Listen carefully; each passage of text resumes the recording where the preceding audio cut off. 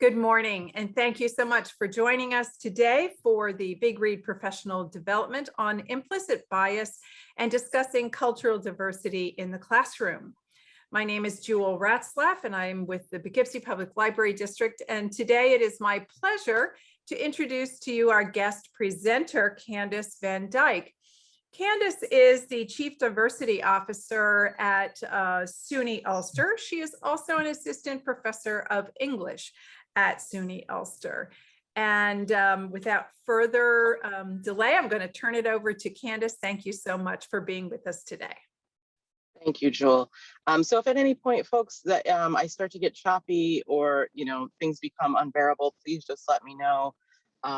We're going to run the session. I have a PowerPoint presentation. There's a couple of videos in there but we might not be able to see the videos because when I transferred them over during this power outage, not everything transferred. So we will make the slides available to you that have the videos in them. So as Jewel said, I am the Chief Diversity Officer at SUNY Ulster. Thanks, Jewel. I'm the Chief Diversity Officer at SUNY Ulster. I'm also an Associate Professor of English. My background is in English and multicultural and humanistic education. So I'm delighted to have everyone here today. And we're going to have a little bit of discussion, give you an opportunity to really dig into sort of your personal views on diversity, equity and inclusion, and implicit bias, and then also give you the opportunity to ask me any questions, specific concerns, or ideas that you have going into discussing these topics within your classroom. So I would like to just do a brief go around because, like I said, I'm in my car, I can't really see all of you, and just maybe tell me your name, if you have any preferred pronouns that you'd like me to use or the rest of the group to use, as well as, one thing that maybe you'd like to get out of this presentation.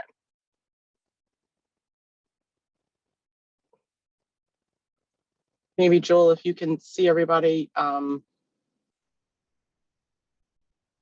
see, or anybody, just take it away. Do you want them to put their speak or to put their responses in chat? Either. You can speak or you can put it in the chat. All right. My name is Jenna Filer, and I teach English at Arlington High School, and I use she, her pronouns. Nice to meet you, Jenna. Anything you'd like to get out of today? Any specific? I would just like to listen and participate. Wonderful. Sounds like a plan.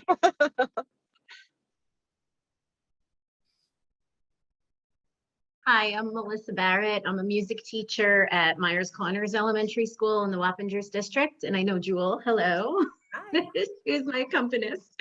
I was hoping today just to really, I'm trying my hardest to make sure that my classroom environment is welcoming to everyone. And I've been taking some training, and I just want to make sure that I'm doing everything that I can on my end so that my students, can really shine in my classroom. Great, thanks. Thank you, Melissa. Nice to meet you. Anyone else? I saw a couple in the chat. Anybody else want to speak? Ashley Grillo, librarian. Nice to meet you. And Cindy teaches 6th grade at English and Social Studies at Haviland. Very nice, very nice.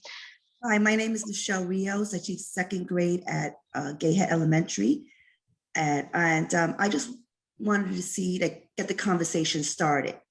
So I like that, the districts is now starting to open up to discussing diversity in our classroom. So I said, okay, this is a great start. Great. Thanks, Michelle. Meryl, Suzanne, Meredith, I see you all in there coming up. Nice to meet all of you.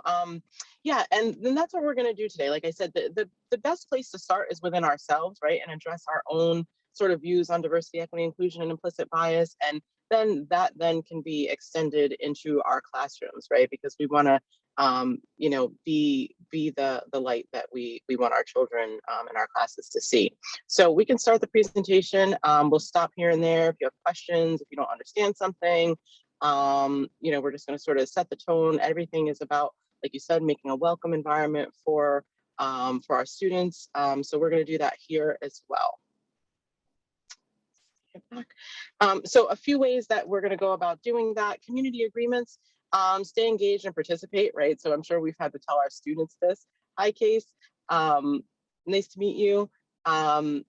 So we need to tell our students, right, to be engaged and participate, sort of be an uptime, right? And I know that, you know, our phones are calling us or our emails are calling us, but we only have an hour together, and I will make myself available to you and provide you with my contact information if you have more questions afterward. Share your perspective, right? Every one of us has a different perspective, you know, on different things, and we welcome those, and as the same as we would welcome them in our classrooms. Take the opportunity to connect with your feelings. Some of these things people get, you know, emotionally charged behind, and that's okay. But we're going to agree to disagree on certain areas, right? We all come from different aspects of life, and we sort of bring with us all of those things. So we'll agree to disagree. And anything personal, we just want to make sure that we maintain that confidentiality, that anything anyone says here sort of stays here. You know, I know that we're recording it, but for people who are watching it later as well, because we're going to be doing some sort of self-education within ourselves. So that's important. We can go to the next one. Any questions? Alexa, nice to meet you.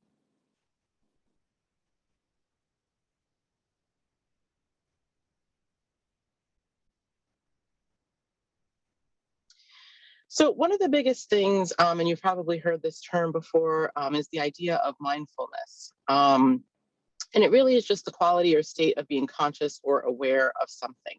And within our own sort of mental state, to sort of focus on our own awareness in this present moment, acknowledging and accepting your feelings, your thoughts, how your body reacts, and then, you know, taking time to do whatever it is that sort of calms you down if you get, you know, emotional or upset, or you disagree, you get angry.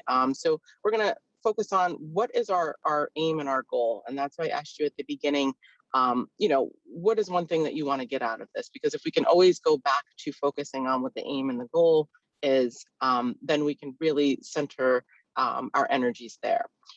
Take the time to acknowledge your triggers. Everyone has a different trigger. If there's certain things, certain conversations that come up, certain topics, acknowledge those. And then challenge yourself, though, to move beyond anything that you may have been limited in before. If you find yourself, you know, you're not maybe one to speak up, or maybe, you know, you haven't thought of something before, challenge yourself in this, and then take some time to check in with yourself as we're moving along. How am I doing here? You know, how do I feel about this? You know, am I able to then take this or some of these ideas and move them into my classroom? And you can do this within your class too. I know a lot of you are teaching younger kids, you know, a couple of minutes to just breathe and just to sort of get them centered and focused is always important.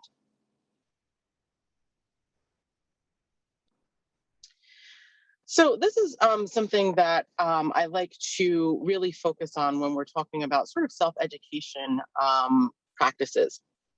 So you have you, right? So you have you and the other could be, you know, the kids, it could be your spouses, it could be social constructs that are in place. But each person that you encounter, including yourself, has sort of the way that we think, the way that we feel, and things that we do as a result. And then the other person has that as well. So they have things that they think about, they have things that they feel, and things that they act. But what I really want you to recognize is the fact that the only person that you can change when discussing these topics is you, right? So we want to focus on how we think, how we feel, and how we react in situations. And then hopefully we can also then you know, transfer our behaviors to other people, and they'll start to recognize and think differently and feel differently and act differently about certain things. So for instance, let's say, you know, I have a way of thinking about family, right? And maybe somebody in my family lets me down, and that frustrates me. And then my feelings start to get, you know, I start to get upset. And then what I do in that then to respond is maybe I don't talk to them for a while, right? And the cycle sort of keeps going on and on and on. And then I influence the other person to rethink, feel, and react according to what I'm doing. But if I change the way I think, it'll change the way I feel and what I do. So instead of maybe thinking negatively about a certain situation.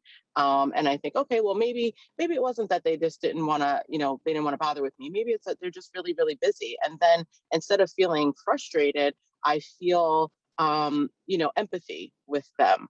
And then instead of not talking to them for a while, maybe I take the time to reach out to that person, right? And then that can influence what they do. We can't force anybody to think a certain way. We can't force anybody to feel a certain way or act a certain way. But we can influence them by what we do. Then in that turn, it will give us peace about what we're doing. So I just want to make that clear, as much as, especially with kids, a lot of times the children, we think, oh, you're going to do this because I said so, right? And it's probably some of us are moms and we've said that, and you probably see how well that works, right? Okay, so we can go to the next one. So this is a short video here about what implicit bias is. But we're gonna just pause there because I don't think that the videos are necessarily working. So I want to talk a little bit with you about what implicit bias to be. What is it? What are your thoughts about it? Have you heard the terminology before? Does it elude you? What are your thoughts? And you can put this in the chat, or you can speak aloud.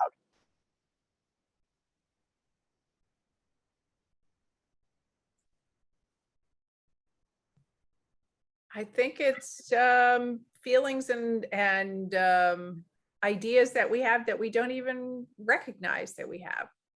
Things we hold on to that come from our history, our experience, our families, whatever, that influence our thinking and influence our actions, and we don't even recognize that they're there. Yeah. A couple people in the chat I see. I'm just trying to get to that while I'm. Unintentional bias. Unintentional bias. Biases and prejudices that we aren't necessarily conscious of. Mm-hmm. Yep. Anyone else? So yeah. Oh, go ahead. I was just going to say that in hearing other people's perspective, you might become aware of your implicit bias. Mm-hmm. Mm-hmm. Yeah, absolutely. Judgments that we make, based on, sorry, it goes off my screen here. Judgments that we make based on our experiences that we are not aware of making, absolutely. Right, so we have sort of the idea there, and it's sort of just associations that we make throughout life, right? So if I say peanut butter, what are you going to say? Jelly, right? They go together, right? And these are the sort of subconscious or unconscious connections that we make from the time we're born, right? We're sort of conditioned into this world to have these connections with things and to make different associations. Some are oftentimes based off of nothing. Sometimes they come out of ignorance. Sometimes, it's family, it's social constructs, it's all of these things that sort of play into where we make why we make those associations. Sometimes even if they're positive associations, they still contain a certain level of bias, right? So for instance, if we're going to talk a little bit about certain biases we have and sort of looking at, the things that we think about certain people or certain things, I had to, when I first sort of was thinking about implicit bias and how it affected my teaching and who it affected, I realized that I had a real implicit bias towards student athletes because I would think, once I found out that a student was an athlete, I thought, okay, this student is going to not want to do the work. They're going to miss a lot of classes. They're going to, I'm going to be getting emails from the coaches to excuse them from different things. And I thought about how did that then impact my relationship with that student, right? Did I treat them differently? Did I have higher expectations or lower expectations as a result of that bias? And then was it noticeable by other people? Then did that student notice it? How did it make that student feel? So I really had to take a good look at myself and figure out, okay, where does that come from? Why do I have that? And when I thought about it, it was really because that was past experience, right? It wasn't 100% of the time, but it was definitely a majority of the time that was my experience. But was it fair of me then to hold that student accountable for that other percentage of experiences? It wasn't. So then I had to take a look at that and really make a conscious effort to not inflict that bias upon other student athletes. And it really is taking the time to have that, to make that conscious effort to do things differently. It doesn't just happen overnight. We're not going to get out of this workshop and be like, oh, I'm an expert in diversity, equity, inclusion, and implicit bias, and now I have none. And so not how it works, I promise. And you'll find yourself challenged by it. But then what will happen, will start to happen, I promise, you'll start to recognize it, even if it's after, and you're like, oh, got it, right? I missed it that time, but I won't miss it the next time. And it's okay to make those mistakes, and it's okay to have those shortcomings, as long as we continue to keep learning about it. So here, just, sort of the definition, Merriam-Webster, sort of, it could be a noun and a verb, bias defined, and these are the things that you really already stated. But the bottom box is what I wanted you to sort of take a look at, the explicit versus implicit bias. Explicit bias is expressed directly, you're aware of the bias, and you operate consciously.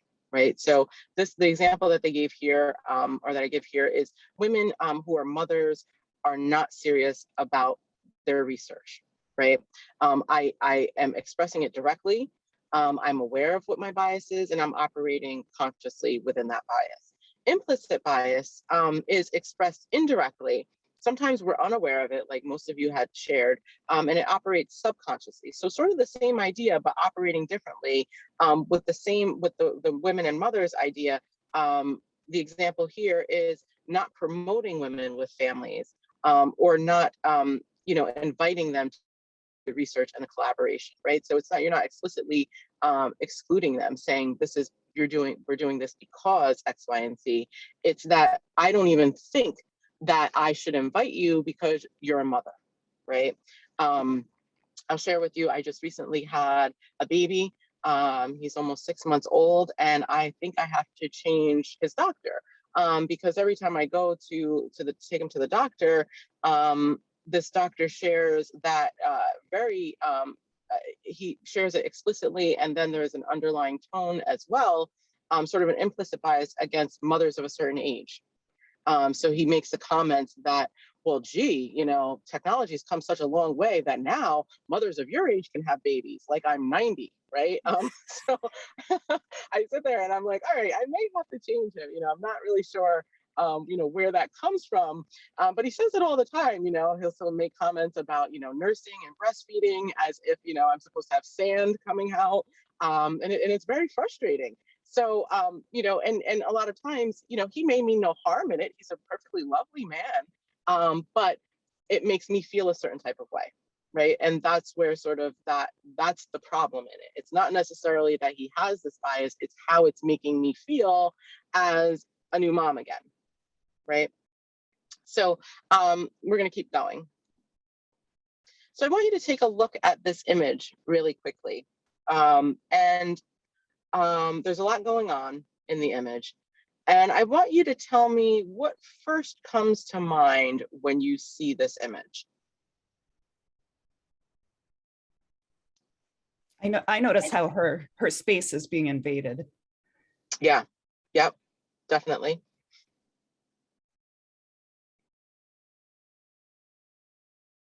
Right, she's got hands all right, all in there. Right. Other things that you notice, how does it make you feel? What does it make you think?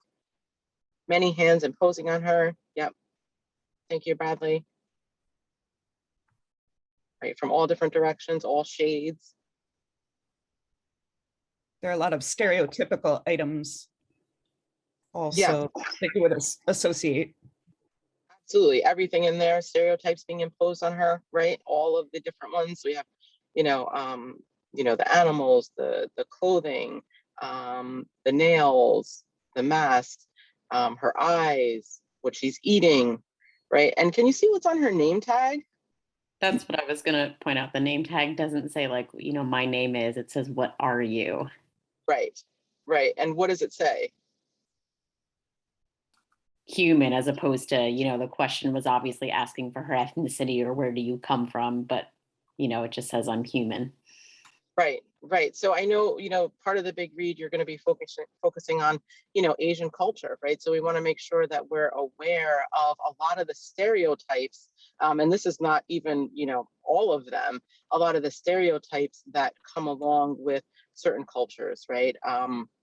And I have a whole series of these pictures, if you're interested in, of every different ethnicity, gender, that you can use in the classroom, because they're almost cartoon-like, but so, and colorful though, so that maybe kids would respond and they could point these things out, right? Our children are a lot more intelligent than we give them credit for sometimes, and they could point these things out as well. How does it make you feel? Anybody have any feelings about that?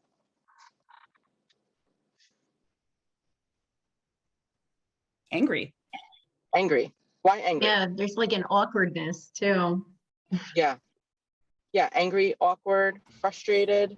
Yeah, specifically that somebody would, take their hand and pull her eye, like that looks painful. And when I think of people purposely being hurt, that makes me angry. Right, right. And What I don't like is that, oh, sorry. No, go ahead. What makes me feel awkward is that this person is not seen as an individual who they are on the inside. It's like expectations, like with the calculator being passed. Oh, you're good at math. You must be very smart. And it's that, oh, your family does nails. You own a nail salon. It's all this. It's these assumptions. It's just a whole picture of assumptions that has nothing to do with the person that's in the picture. Like there's nothing. Yeah. Yeah. And even like I said before, even if something is considered a positive stereotype, right? Like, oh, you must be good at math, right? Because you're Asian. That's still a stereotype, right? And carries weight with it, because what if that person isn't good at math, right? Then they internalize that and feel like, well, maybe I should be good at math. What's wrong with me that I'm not good at math, right? Okay, so we can keep going. And like I said, I have, a million, not a million, that's exaggerating. I have about 15 different images like that if you want to, use them, I would be happy to share them with you. I actually ended up printing them off and laminating them and use them in the classroom so people could pass them around and we could look at them a little bit more in depth. So if you wanted to do that, you could feel free to do that as well. I would And then, definitely like them. You would like them? Yeah. So afterward, you could just shoot me an email and I'll send them, or I can send them, I don't know if you have like a shared drive or a shared, function that you're using through this series, but I'll send them over. So why implicit bias, right? It's like, sometimes people think like, oh, why do we have to talk about this again? I don't have an implicit bias, or I don't act on those implicit biases, but that's not true. We all have them, right? Think about from the time you're born, we're conditioned into sort of these binaries, right? So if you think about, just think about gender, right? The time you're born, you have a male baby and you have a female baby, right? What typical colors do we put next to the female baby? Pink, right? Pink, yep. Boys? Blue, right? And as they start to get older, it gets even more aggressive and invasive, right? Think about, as you get older, you go to a little girl's birthday party, and what typical toys do little girls get? Dolls, kitchen sets, right? What else? Makeup, play, things like that, right? What about boys? Cars, trucks, dinosaurs, tools, sporting equipment. Tools. I see you, Suzanne. Yep, sporting equipment, right? And then it continues, and then they start to watch TV, and then they get into school, and what starts to happen is if you don't fit into one of those binaries, you're typically met with a lot of resistance from the rest of the world, right? So then they're going to start to struggle. If a girl likes boys things, she's typically called what? Tomboy. right? And if a boy tends to like girls' things, or what we call girls' things, I should say. What do we typically refer to them as? Like a sissy. Yeah, and these sort of messages, think about where you get your messaging from, right? It starts out, and we'll talk about later a little bit of the cycle of socialization, you know, from the time you're born, your families, your friends, and you get into school, effeminate, yes, Suzanne. You start to sort of get these messages about what the outside world is and how you operate in that world.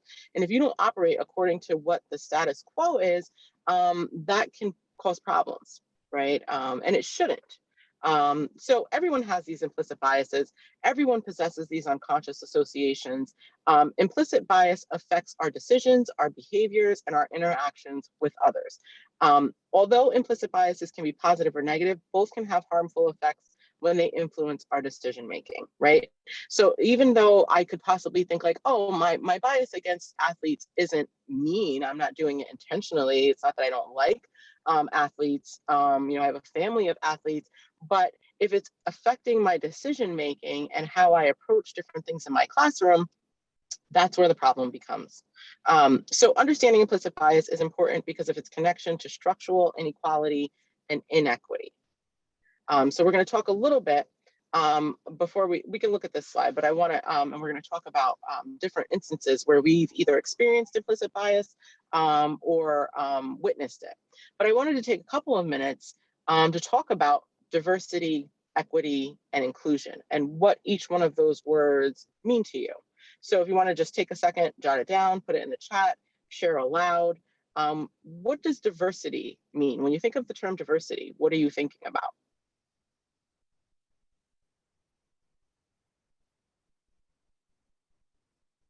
When you think of the term equity, what do you think about? And when you think about the term inclusion, what does that mean? And then what does it mean for you? And then how does it manifest in our classroom?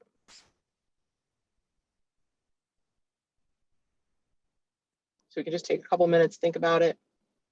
They're big, they're heavy terms.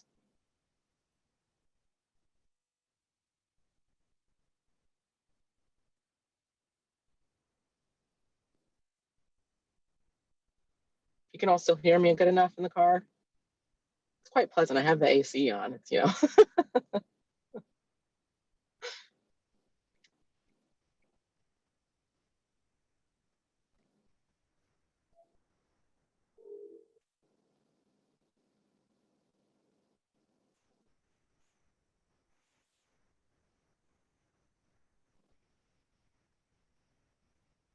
So we're starting to get some responses in the chat.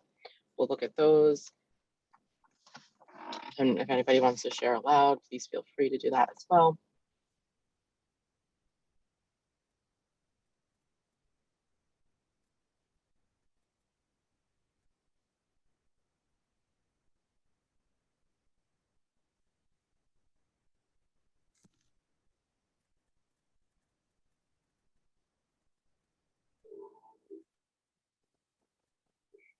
So we'll just take another minute and then we'll look at the chat, and if anybody wants to share aloud.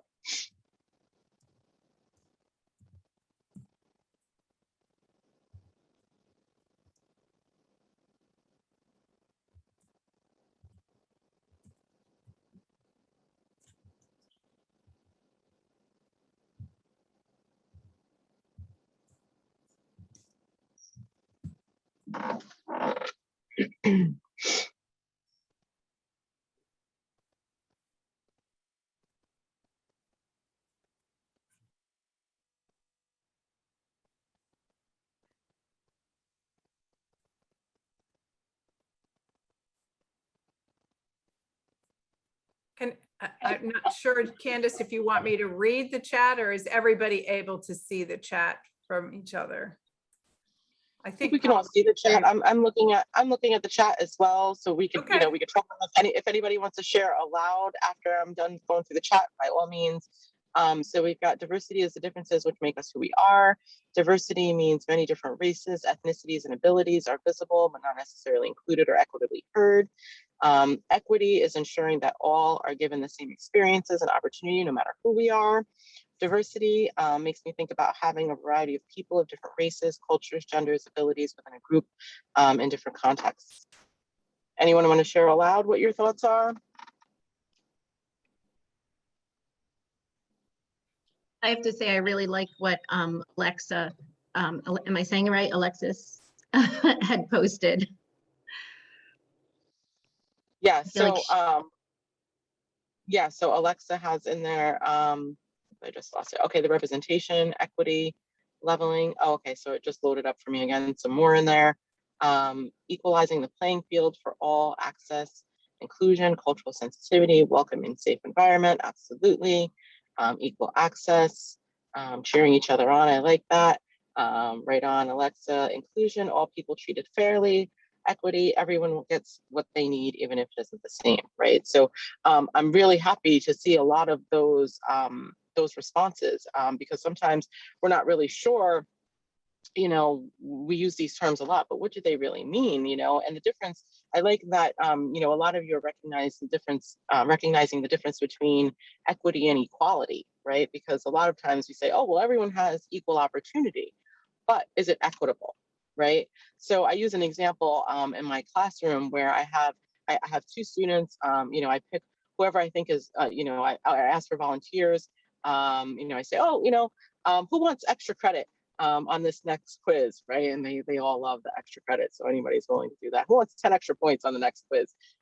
So everybody raise their hands, and I typically pick the student who's the tallest, and maybe the student who's you know, the shortest, for lack of a better word, and I give them an assignment, and I put them up in the front of the classroom. I say, okay, you know, are you willing to do this? And they say yes, you know, because you always want to make sure that they know what they're getting into. So they do, and I say, okay, so both of you, you know, to get that 10 points, I want you to reach the top of the projector screen, right? And so you can probably figure out what happens. The tallest student, you know, can do it with ease, touches it, yes, 10 points, and the shorter student can't, right? And I praise the taller student, and I say, oh, well, great job, you know, wonderful, you did it, you get the 10 points. Sorry, shorter person, you don't get the points. And I look at the class and I say, you know, is this fair? And of course they're like, no, that's not fair. You know, Jenny is, you know, 5 foot and Tim is 6'5", and that's not fair. I said, well, you know, I gave them the same opportunity. They both have equal opportunity to get the 10 points. So is it my fault that Jenny can't reach, you know, the thing? And they say no. So then what I do is I give Jenny a chair and say, I don't make her stand on the chair, you know, because that's a liability. We don't want to do that. But I say, if Jenny stands on the chair, now can she reach the board and attain those 10 points? And with ease, now she can. And I tell them, you know, then this is the difference between equity and equality. They both had the same opportunity to get the 10 points, but to no doing of their own, Tim is way taller, right? He didn't make himself that height, but because just being born taller gives him a certain advantage that Jenny didn't have, right? And sort of those visuals, a lot of time drive it home for the students, right? Just seeing the difference and understanding the difference between equity and equality, because a lot of times we think that everyone's equal. And everyone has the same opportunity, but due to circumstances beyond anyone's control, a lot of times they don't have the same opportunities, right? So I'm really happy that a lot of you recognize that and can verbalize that. It's really important. So when we're talking about implicit bias in the workplace, right, and this can be in the classroom, it could be in the hallways, in the office, I want you to think about some examples of bias that you or your students or your colleagues have heard or experienced because of race, because of gender identity and expression, sexual orientation, ethnicity, religious affiliation, immigration status, ability, language ability, family status, socioeconomic status. Anyone want to share? Think about that for a second. Implicit biases that you've experienced or witnessed because of any of these things or a number of others.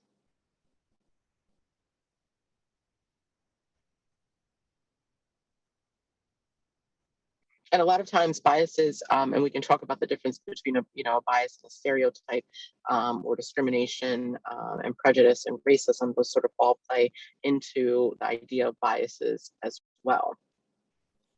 I don't know.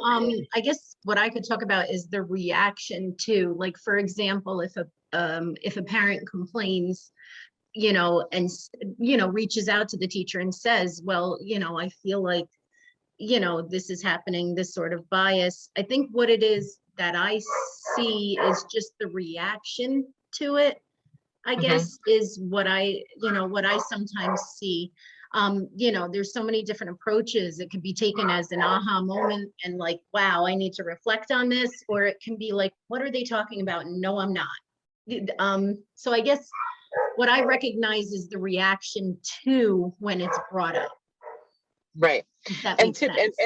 And what are your thoughts about the reaction? So if somebody says like, oh, the aha moment, or if it's no, not me, I don't do that. What do you think about those? Well, I think the no, not me is somebody who has not looked into it. It's that, well, I treat everybody with respect. I do this, I do that.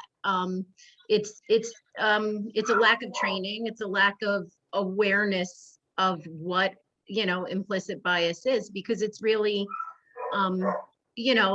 it's, a lot of people say, well, I make sure that everybody's treated respectfully in my room.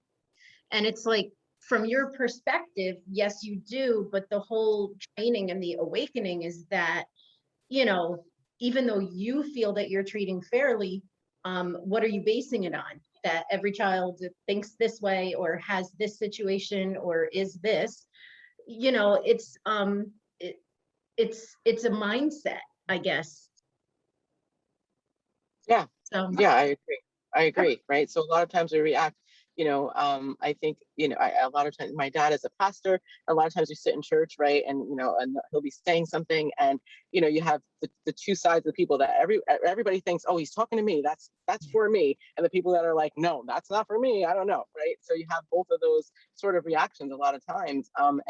And if we just sit and reflect and before, we speak, and a lot of it comes with, sort of the idea of positive and effective communication. If we sort of reflect on that and say, okay, could that be me? Is there something there? What am I basing this on? And really, again, making a conscious effort. And I know it's difficult, right? Especially in the times that we're in, to do those extra things, because we're so caught up in, creating that classroom dynamic, making sure our curriculum matches what the what the higher ups are saying they have to do, making sure that the students are getting what they need, and then possibly have to pivot online to everything, or be back in the class and make sure they're not touching each other en masse, and all of those things. So sometimes those conscious efforts that we need to make sometimes go by the wayside, because there's just no time, right? There's no, how do I make time to actually sit and reflect on these things when I'm worried about all of this other stuff?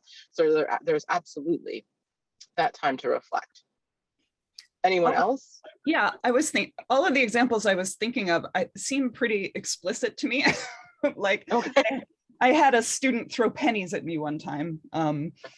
So like that, I think is pretty explicit. But now that I'm sitting and thinking about it as an English teacher, we make choices about texts that we teach, and those texts may seem to be considered the pinnacle of literature, and if we don't have a lot of representation in those texts, students may feel that various authors are not as important as some. Right, and especially as when we're looking at the psychosocialization and education and school systems being a big part of that, right? If you're not represented in some of the textbooks, you may also internalize that your culture, your people, what you believe, how you think, what you've been taught is not as important as maybe some of the others. Getting back to the text, because I just revamped my library. In another professional development, they mentioned, does your library mirror your students, or is it a window? You're either teaching them something looking through a window, or you mirror your students. And when I looked at my library, when it comes to the race issues, I said, wow, I don't have many with many books where the main character is a person of color. You know, so I started looking at it and said, when it comes to literature of color, it's either something to do with civil rights or slavery. And I said, no, what about that the main person, the hero is someone of color or someone of a different ethnicity, and that so that I had to represent each one. So I really revamped my library, and I kind of have my own little board where I say, okay, do I have someone who may come from a Middle Eastern country, an Asian country, you know, an African-American country, Hispanic. So that a book where the person is the main character, the lead in the story, and not just having to do with slavery and Harriet Tubman and Martin Luther King. No, they're just that the student could relate to right now. That, yeah, I'm a second grader, and yeah, we go on adventures, or yes, I'm a superhero and I like to dress up, whatever it is that it's relatable to them now. So I look at my library like that because they're young and they don't see themselves. And anytime it comes to race or ethnicity or culture, I don't think it's in a positive light all the time. You know, it's just a reminder of how they weren't enough. No, I want them to be more relatable to that. Hey, this is you. We all do the same things. We share the, you know, we share similarities, focusing more on our similarities than what was different. So I mean, this is something I'm looking at my library, is that, you know, when I look at it, the diversity of my library, it's like, am I mirroring my students? You know? I love that. Mm-hmm. I love that. That's excellent. You know, and I think that that's so important, you know, for them to see themselves in a positive light. We just did last year when we did at SUNY Ulster, our Black History Month sort of presentation. I said, you know, I want to get away from, like you said, the civil rights, the slavery. There's so much more than that. Let's highlight positive Black folks, right? Whether they're local, whether they're famous, whether they're, you know, positive Black contributions. And we put together some really amazing folks that you wouldn't even know otherwise. So yeah, I love that. I love that idea. That's great to definitely, you know, have the children see themselves as the hero in their own story, right? That they don't have to just focus on negative images, biases, prejudices that have been so steeped in our country's history, right? Publishers have biases in what they put out, so it's difficult to identify books. Yeah, with a person of color as a hero. The representation often reinforce implicit biases through stereotypical representations. Yes, I absolutely agree. I just recently, one resource that I will share with you, I don't know if many of you are familiar with the Rethinking Schools series, but if you go on to their website, rethinkingschools.org, they have a lot of really good textbooks and teaching tools that are very low priced for educators. They also have a magazine subscription that's very low priced. A lot of the resources are free on their website, and they offer how to teach difficult subjects on all different diversity, cultural diversity, equity and inclusion topics. So check them out, and I'll send that link along with the presentation, so you can take a look at those resources. They're an independently run organization focused on social justice change. I actually used firstbook.org is another good resource. Thank you, Suzanne. You know, I used a lot of those in grad school for the multicultural and humanistic education component. And I think that you would really enjoy them. Other thoughts? Yeah, just to kind of piggyback off of what Michelle was saying, in the music classroom, you know, we've had to take a really close look at, you know, American folk songs, which was, you know, a huge part of every music curriculum, and make some changes. And in terms of, you know, Black History Month, this year felt fantastic, because instead of, you know, it was like, instead of, you know, focusing on, like you said, the civil rights movement, oppression, this and that, I was able to focus on some modern musicians who are of color. And I featured Sheku Kana Mason, who is this incredible cellist. He's this young Black musician, and it was just, it was a totally different experience. And so it's, you know, it was wonderful. And, you know, it's just something to build off of and to continue. And, you know, like what Michelle was saying, checking out her library, same thing in the music room. We're looking at our, you know, music that we've been teaching. And, you know, it was always like, oh, well, you know, it was it, you know, like it was never discussed before that, like what the history of the songs are matter. And it's coming to light, and there's, you know, songs that are removed from the repertoire, and it's like, absolutely not in my room, you know. And so it's making these changes so that, you know, hopefully, you know, you see it over the years really have a positive effect on every child. Absolutely. I love that too. That's great. That's great. We Anyone talked else want to? We talked about this conversation, being conscious of it.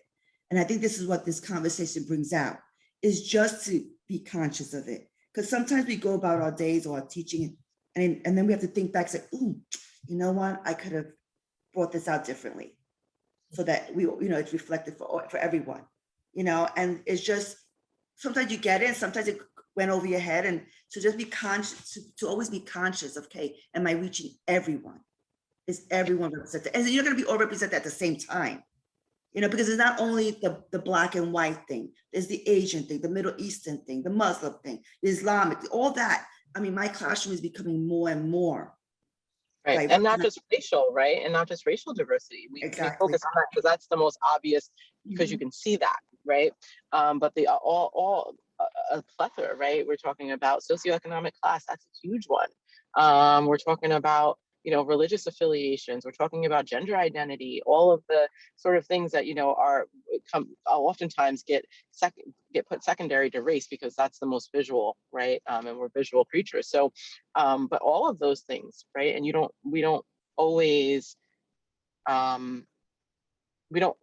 get it right, and that's okay. But like you said, making that conscious awareness, that conscious effort to say, okay, well, this time, you know, I missed the mark, but next time, you know, I know what I did.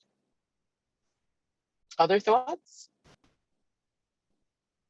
I think that just to kind of reiterate what other people were saying, I think that representation in the literature that we're presenting to our students is so important in the classroom. But I think that it's hard, and this is coming from like conversations that I've overheard with people in my own department, and like conversations I've had with other people that I work with. I think it's hard, especially for a lot of English teachers who hold near and dear like their classics, and it's really hard for them to let go because they love them so much. But I also think that, like, I had a student this past year, and I loved him. He was fantastic, but like, he argued with me on everything, you know. He was one of those, but it was good because it gave me like some critical perspective on some of the stuff that we were doing. But I think that teachers, you know, ELA teachers can sometimes get defensive about the things that like they love, and they don't want to see the fault in it. But I think there's value too in maybe making space for, like, because we have to consider resources, right? Like your district might not have the resources to just bring in like a whole new curriculum of books right away. So like maybe giving kids space to critically analyze what some of our classics are missing, and like allowing them to do that without taking it personally or kind of getting defensive about it. You know, I think there's a lot to critically analyze about The Great Gatsby, you know. I like to joke with the kids, like, has it really aged well? What do you think? You know, if this were set in 2021, I think he'd be arrested for stalking. It's a little creepy. I don't know. You know, so making space for the kids to critically analyze the things that we do hold up as classics, if that's what you have in your book room, and getting comfortable with that too, because I think that's hard for a lot of people.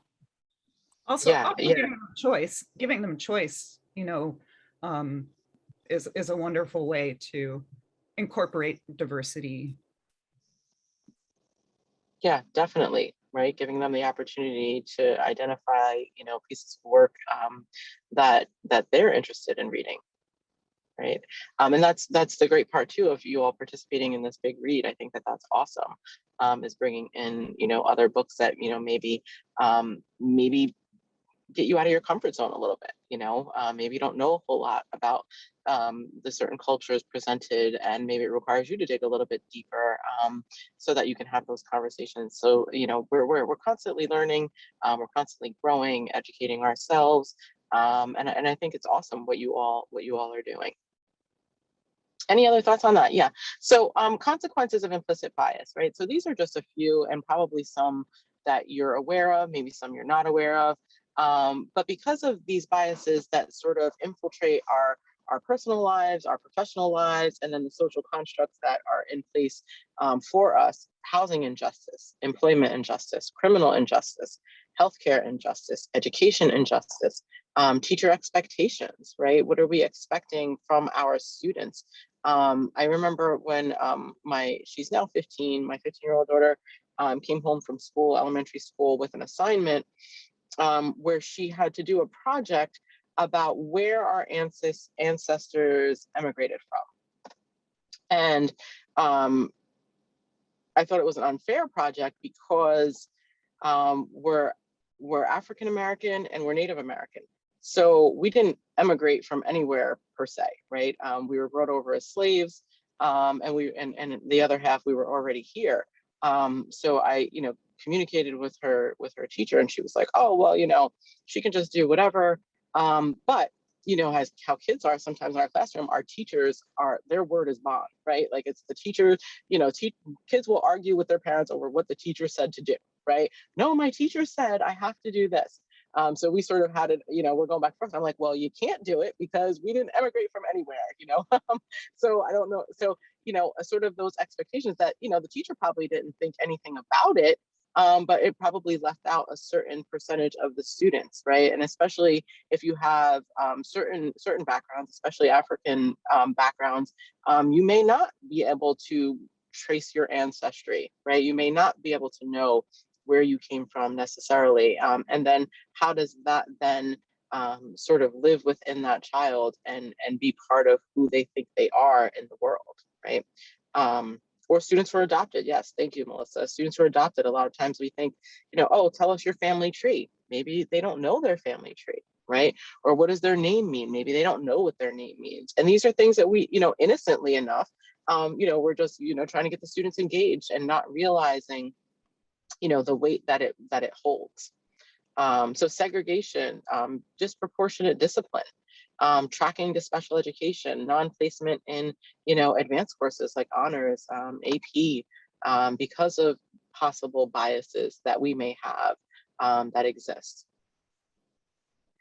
So here, I'm not sure how big you can see this, but this is sort of the cycle of socialization that I was talking about at the beginning, where, we're born sort of into this world really innocent, and then we start to assimilate, if you will, into the world's environment, and through schools, through our families, through church, through the things that we watch on TV, through social media, we start to have these certain beliefs, and in turn, those beliefs produce certain feelings, emotions, and reactions within us, and they could be positive or they could be negative, but then they continue to grow, and a lot of times, more often than not, if they're negative, they're going to produce negative results, right? So it's sort of the cycle here is to just keep going around with those same beliefs, those same thoughts, those same feelings, and not challenging yourself, and not challenging the world systems that are out there.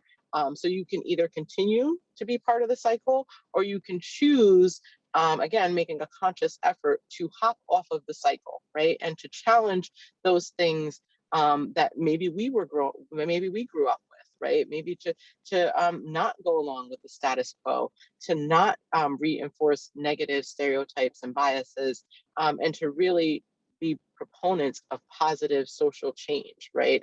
Again, like I said, we know our children, love our teachers, and we spend so much time with them that we carry a heavy sort of burden in what information they get, how they see themselves in life, where do they belong, and then that sort of carries over into their adulthood and who they see themselves as and who they are. You know, I often think a lot of times I had a lot of good teachers, and I had a lot. Yes, I will absolutely share all of this. You know, I had a lot of good teachers, but I also learned about being an educator what I didn't want to do, right? And I would sit in class and in grad school or undergrad and think, yeah, I'm never going to do that. I don't want to do that. Like, that's the worst thing, you know, that these are doing. So I'm, you know, here they are thinking that they're teaching me how to be a better teacher. And really what I was learning was what not to do, right? And what made me feel good. And I took those things with me and implemented them into my repertoire to make my students feel good as well. So this is a video, and again, I'll send all this along. It's a really short, funny clip about microaggressions, and I'm not sure if you really know what microaggressions are, but this clip is a video. It's of a woman and a man, and she's running and he's running, and he appears white and she appears Asian, and he says to her, "Oh, so where are you from?" And she says, "Oh, you know, I was, you know, I'm from Sacramento," or something like that. And he says, "No, but where are you from?" And she's like, "Well, you know, I was born in Burbank." And he's like, "Yeah, but like, where are your people from?" And she's like, "Well, Korea." He was like, "Oh, I knew it, Korean. You look Korean. You know, your people have great, you know, sushi," or, you know, whatever he says to her. And she's like, "Yeah, okay." So she says to him, well, where are you from?" And he says, "Oh, I'm just American." And she's like, "Well, but like, where are your people from?" And he's like, "Oh, well, you know, I guess we're from Europe." And she's like, "Oh, I love your tea, and, you know, rightio then, and bloody hell." And she starts saying all these things to him. And he's like, "Oh, you're weird." And she's like, "Yeah, I'm weird." Right. So it's sort of the idea that, you know, people say these things and they do these things, and they come off as sort of microaggressions, because it makes you feel as though you don't belong or you're the other, right? Oftentimes, and how that sort of internalizes and how we view different people, different things, different, you know, because of these biases that we sort of carry along with us. So when we're talking about, you know, any of these things, the first thing we want to look at is ourselves, because if we don't look at ourselves, we can't possibly hope to change anything in front of us. So how you challenge your biases, this is just something quick that you can think of: name it, claim it, and stop it, right? So be clear about your own intentions, right? And be specific. When you're telling people that if you've experienced an implicit bias or you see it in the classroom, you know, that's not okay when this happens, right? It's not okay when you call somebody that name, right? To claim it means using I statements, right? If you, a lot of times I statements will de-escalate or serve as sort of a conflict resolution tactic, because instead of saying, well, you did this and you did this and putting blame, if you can focus it on yourself, it will create a sort of empathetic reaction. So instead of saying like, well, you know, you shouldn't do this or you shouldn't do that, I don't like when you do this, right? Or I'm not comfortable when you do this, or it makes me feel this way when you do this. And then stopping it, right? A lot of times, especially with children, you know, if we let behavior go, either intentionally unnoticed, a lot of times we think if we ignore things, that it'll just go away. Like, oh, you know, we think, okay, I heard so-and-so call so-and-so a name, but I'm not going to address it because they'll just work it out, or that will, but now our students are in a world where maybe they don't feel like they're in a safe environment, or they don't feel valued. So we have to set clear expectations, right? We don't use certain language. We don't make racist comments. You know, we don't make fun of people, whatever those are, and then constantly reinforcing those. So moving forward, a few things that we can do, right? Educating ourselves, which we're doing right now, that's the best way. But we also, you know, study history, look at the connections between the past and what's going on now, right? And then taking action. Some people who run counter to stereotypes, right? You can belong to a group, you can do this silently, you can do this with a group of people, but being involved, right? Not just letting things happen. And then being accountable. I think when one of you gave the example of, when the student said that somebody was being biased, or the parent called and said they were being biased, and the person said, oh, no, that's not me. Being accountable, right? So when you're confronted with it, take a step back and look and say, do I do these things? And if I did, how do I fix them? Right? We can't hold people accountable for things that we don't tell them. So if somebody's doing something, let's say, one of your colleagues or one of your students is doing something, and we haven't really addressed it with that person or that child, we can't necessarily hold them accountable for something that they don't know. If they're doing something out of habit, or it's something that's acceptable at home, and we haven't told them that it's not acceptable in our environment, it's hard to hold them accountable. We can't punish them or treat them differently because we didn't let them know that that wasn't acceptable for us. Personally, active ways to combat implicit bias. Again, check your emotional state, right? Are you responding with anger, fear, disgust? Be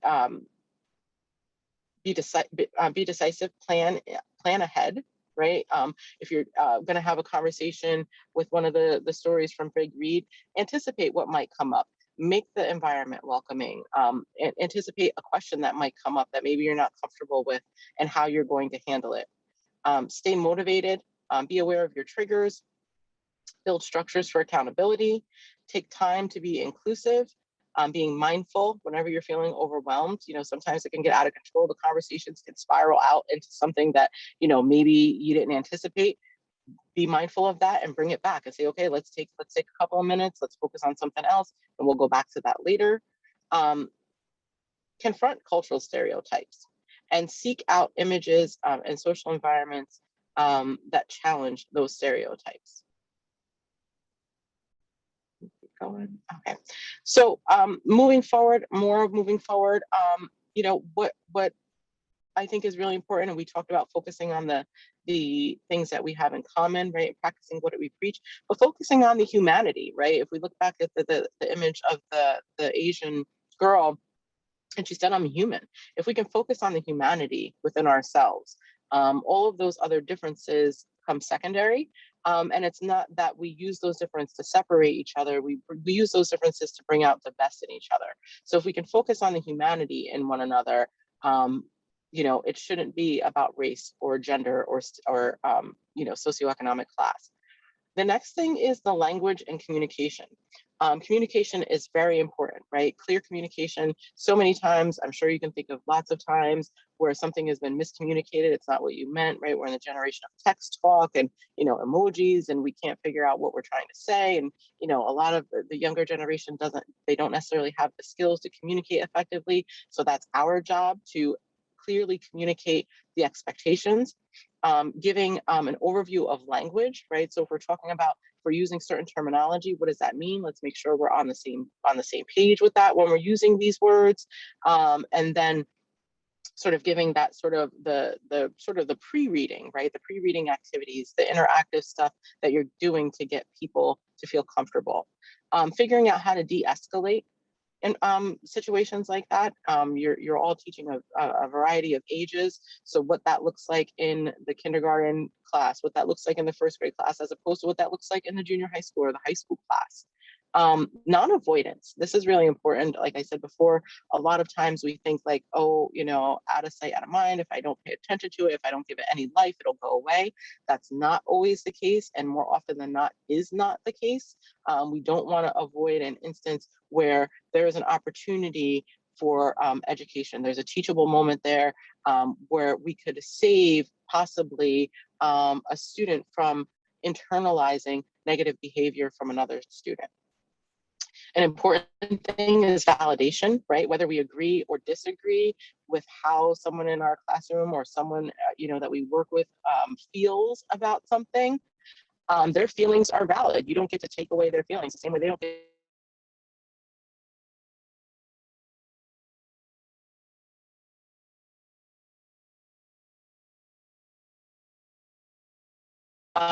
name. I just put this in here because it's really important that we make sure that we understand how to pronounce students' names. I feel like the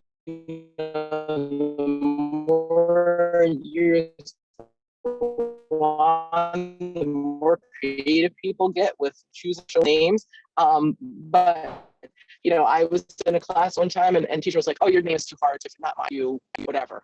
How does that vote, right? So my name, you can't even take time to get my name down. And then the biggest thing too is creating those environments, making sure that the students feel comfortable, that you feel comfortable, creating the environments where you can have those conversations. Once you start to get them comfortable, they will open up, they'll be able to talk, they know the rules, you set the communication, you set the standard, you set the accountability levels. And once that environment is set, once you're going through all of the next activities, it'll become more natural to them, it'll become more natural to you. And you'll be able to get through, some otherwise difficult topics. So I see we're a few minutes past here. I know we started a couple minutes late, but I wanted to give an opportunity for reflections, questions, specific techniques and tools. Like I said, it's a lot of information in an hour. We're not going to be experts after this, but we can start from here. And it's never, it's never a bad thing to learn something new, to just get a little bit more for ourselves, to feel validated, to feel that the work that we're doing is important, because it really, really is.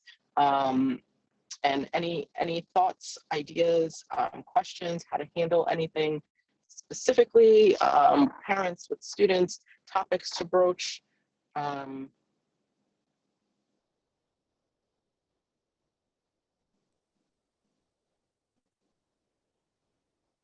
Can I come to your school? I would love to come to your school, Jenna. I would love to come to your school. I really have a passion for this. I think it's important. I love what I do. I love interacting with, with all of you. Anything I can do to help, I'm here, so let me know. Any other? So I will send, I want to first say thank you to Jewel and the Big Read and all of you for inviting me here. Like I said, I really value what you do. I think you are the difference in the world. Let me see what we got here. Sorry about that. Yeah, as an opportunity for growth, absolutely. I also teach conflict resolution through communication. So that's definitely something that we can talk more about. I appreciate you bearing with me while I'm in my car. And Spectrum has failed me again. But I will send along the PowerPoint. Jewel already has that. I can send along more information, the images that you needed. Thank you, Jenna. It has been great. The images that you wanted, the videos, the Rethinking Schools link, I can send all of that around, and with my email as well. So if anything comes up over the course of your academic year or beyond that, if you have questions, please feel free to reach out. We can have difficult topics. So I just want to thank you all again. Thank you, Candice. I really, really appreciate the time that you've given us here today. You've given us a lot of great tips and opportunities to really reflect, which is, I think, just so important for us, each and every one of us. So thank you so much. And thank you, everyone who joined the session this morning. I will be in touch with you. I'll send you all this great information. And if you have questions as we move forward, please don't hesitate to ask. Your books are also on their way. So they'll be delivered to school shortly. And I think that's it. Great. Well, thank you again, Candice. Really appreciate the time. Take care. Thank you all so much. Appreciate you. Have a great semester. Thank you. All Bye-bye. right. Bye.